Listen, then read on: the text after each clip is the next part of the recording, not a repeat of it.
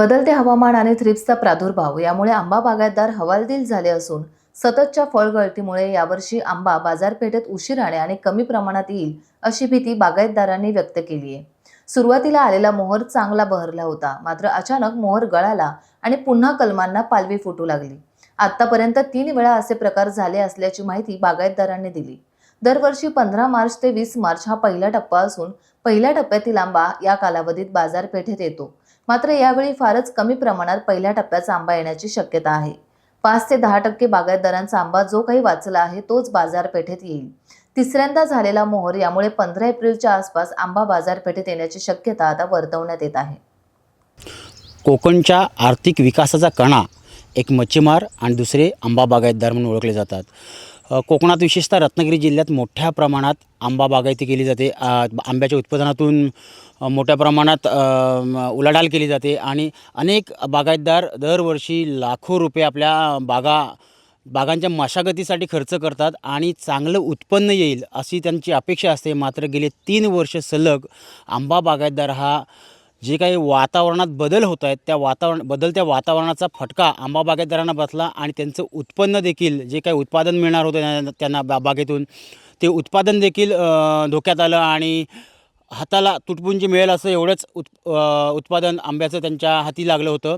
आता आपण आहोत आंबेशीतमधील एका आंबा बागेमध्ये आणि या ठिकाणी आपण पाहतोय की छोट्या छोट्या कैऱ्या धरल्यात आणि हे जे आहे ही तिसरी फूट आहे। म्हणजे आत्तापर्यंत 3 वेळा मोहर या आंबा कलमांना येऊन गेला। त्यातच जे मोठ्या प्रमाणात थ्रिप्स म्हणजे जो करपा रोग म्हणतो आपण त्याचा देखील प्रादुर्भाव सातत्याने या फळदाण्यावर होतोय आणि थ्रिप्स पडल्यामुळे आंब्याची जी काही धारणा होते किंवा फळ वाढीला लागतं ते फळ न वाढता त्याची गळती लागते आणि मोठ्या प्रमाणात गळती होऊन आंबा बागायतदारांचं नुकसान होत असतं।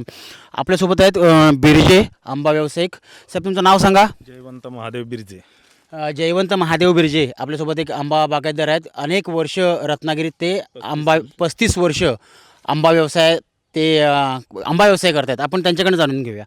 साहेब, दरवर्षी आंबा मार्केटमध्ये 20 मार्चपर्यंत येतो, परंतु यावर्षी तसं चिन्ह दिसत नाही आहे। काय सांगाल, नेमकी काय परिस्थिती आहे? वातावरणातील बदल आहेत। 3 वेळेला फूट झाली आहे। थंडी वाढते आहे, मध्येच कमी होते, उष्णता वाढते आहे, त्यामुळे थ्रिप्सचा प्रादुर्भाव जास्त झालेला आहे। आणखीन पहिला जो आंबा आहे तो गळतो आहे। पहिल्या मोहराचा सुरुवातीचा आंबा गळून गेला आहे, पुन्हा मोहर आला आहे, त्याचा आंबा थोड्याफार प्रमाणात वाचला आहे। आता इथे बघताय तुम्ही, आणखीन परत त्याच्यात ह्याला तिसऱ्यांदा परत मोहर आला आहे आणि त्याला परत अजून थंडी अवेळी पडते आहे।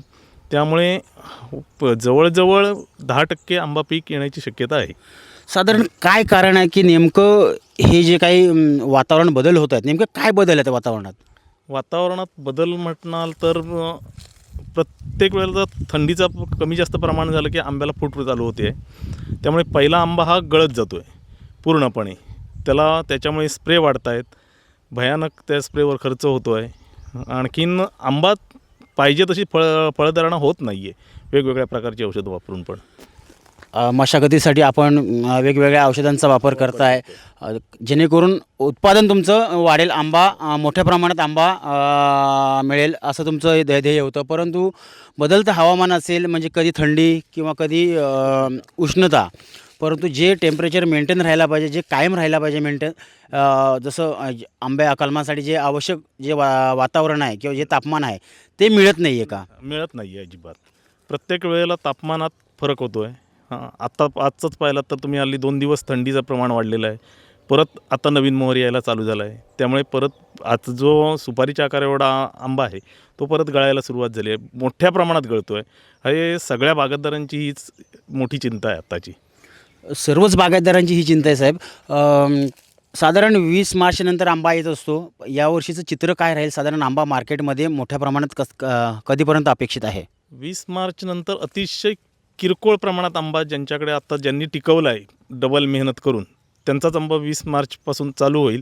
फार तर 10 एप्रिलपासून थोड्या प्रमाणात व्यवस्थित होईल आणि एप्रिलपर्यंत हा आंबा संपेल, एप्रिलच्या 25 तारखेपर्यंत। आणि नंतर जो फूट होते त्याचा मिळाला तर मग मेमध्ये आंबा मिळेल हा पूर्णपणे।